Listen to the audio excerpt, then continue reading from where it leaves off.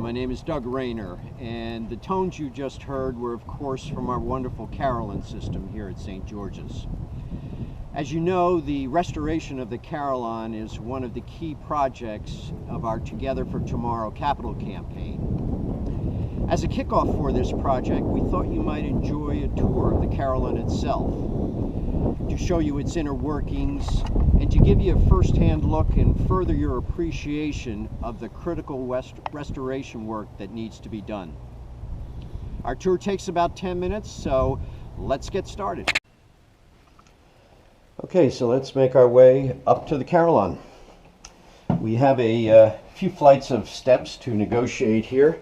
While we're doing that, I thought I'd provide you with a few facts about the Carillon, probably most of you are aware of, but thought it might be valuable to repeat them anyway. The Carillon was given to us by one of our past prominent leaders of our parish, Bertram Borden. He gave it in memory of his wife, Mary Owen Borden. The Carillon was dedicated on October 23rd, 1934. And if my math is right, I think that makes it 82 years old this year. The Carillon is played a number of times during the year on special occasions, but at the time of the dedication, the vestry dictated that it would be played at least 3 times a year.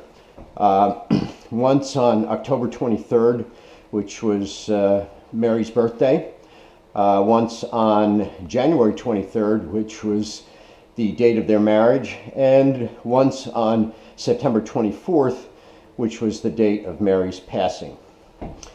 So let's continue on up here through the door. As you can see on the right here, we have the pipes from our church organ. Before we go up to the bells, our first stop is actually going to be the Carillon console room, which is where everything happens. That's where the bells are played from. And we're going to meet there the man behind the music that you heard. And he's going to give you a little overview of the console room. This is where it all happens. And I'm going to turn this over to Eric Carlson. Eric is one of our Carilloners, our expert Carilloners at St. George's, and he's going to provide you with a little overview of the main console area here. So Eric, take it away. Thank you. This is the room from which the Carillon is played. We are standing here just below the Carillon, which is above our heads. It's very private in here. No one can see who is playing, which is nice when you make a mistake. There are 2 keyboards here that you can see on my hand. This is the actual keyboard that rings the bells, but this is the practice keyboard over here that is laid out the same way as the main keyboard, but it permits one to practice and keep one's mistakes private. So, but it is laid out.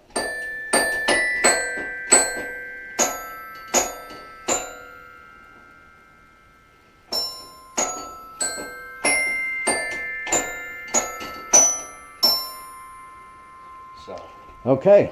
should have some semblance to playing the same thing with 2 fingers on the piano. We move on to the main console here,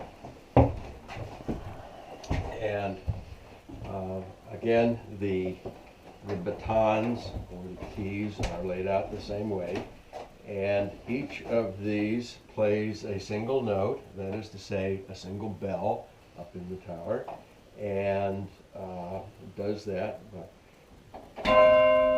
hitting the baton. It pulls on this wire that goes up stairs into the bell chamber, and a little bit later on we'll see what happens then. But one can play music just as if these were piano keys, except instead of using your finger, you use your fists, and so you can do.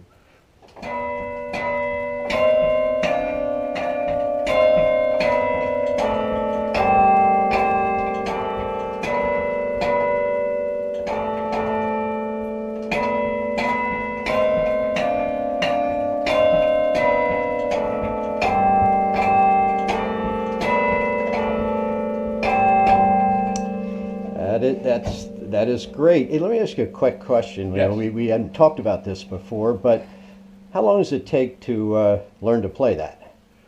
The Carillon. It depends on how much musical background you have.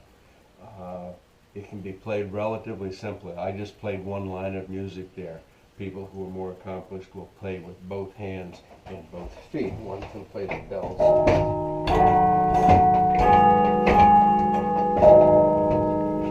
as well. So one can play 4, 5, 6 notes at a time on here. But if you play one note at a time like I do, it's like playing the piano with one finger. And if you know how to play the piano, you can come up here and learn how to play music fairly readily.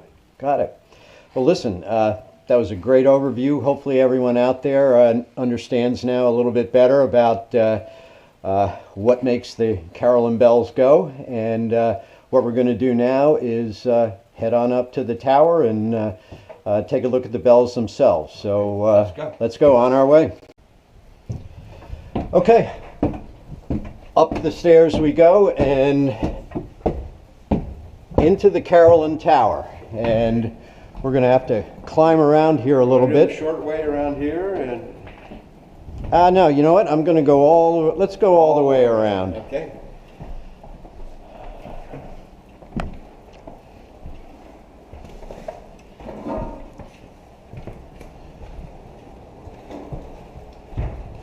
I think you can see out there the sun may be in our eyes a little bit. I'll get another shot, but it's the Shrewsbury River in Seabright. But here you all can see the bells.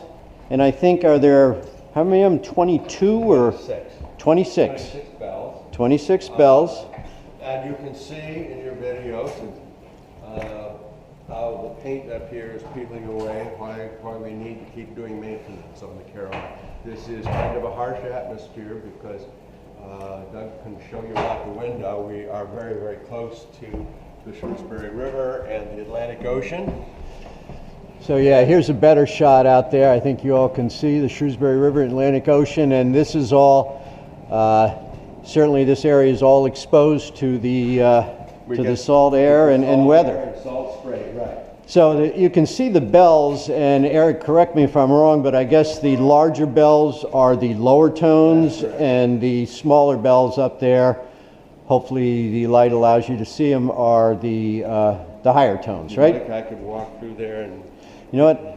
I'm going to get in there a little bit closer in a minute, just so people can see. But I think you can see just from me walking by here all of the corrosion on the beams that has occurred over the years, and this is obviously one of the main things we got to fix. It's going to be a big job, but we need it. So let me. Around here we go, and where we are right now, everybody, is this is the other end of the console where we just were. And Eric, go ahead. We showed you how the wires were going up to control the bell, and here's the other end of the wire. It pulls on this lever, which rotates this rod, which pulls this bracket here, and which pulls a clapper over against the side of the bell. These are counterweights to make it comfortable to play the Carillon, because the clappers are pretty heavy. Doug, I think you can show up there in the upper bells. You can see how the clappers are arranged up there. Right. Okay. That doesn't blow away your audio. I don't think so. So we have counterweights and occasionally springs to keep the action light, so that it helps the Carillon play the Carillon, pull the clapper gives a little help in moving all that metal in the clapper. The counterweight balances it out. Right. So what I'm going to do is, Eric, and thanks for that. So that's the other end, everybody, of what we saw down there. This is Herb Geis. Wave, Herb. Hi there. Herb is production here for this video, and I'm going to just again work my way around and through here. Just you can probably see some of the corrosion on these beams here. A little bit closer look at the again at the damage and the corrosion that's been done over the years to the supporting structure here.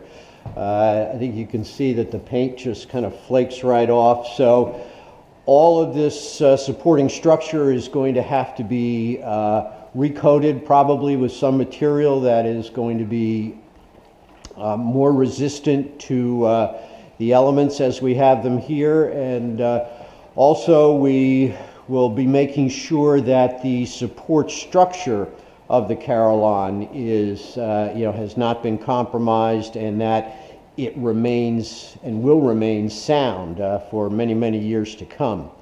So that is our little tour today. Hope you have enjoyed it and hope you have learned something.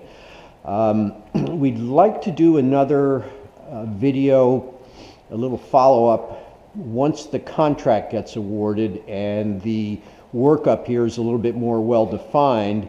We'd like to get hopefully a representative of the contractor here to come on up with us and give us a little 5-minute high-level overview of the actual work that's going to be done here. So hopefully we'll be able to make that happen. But again, thanks very much for joining us today, and more to follow.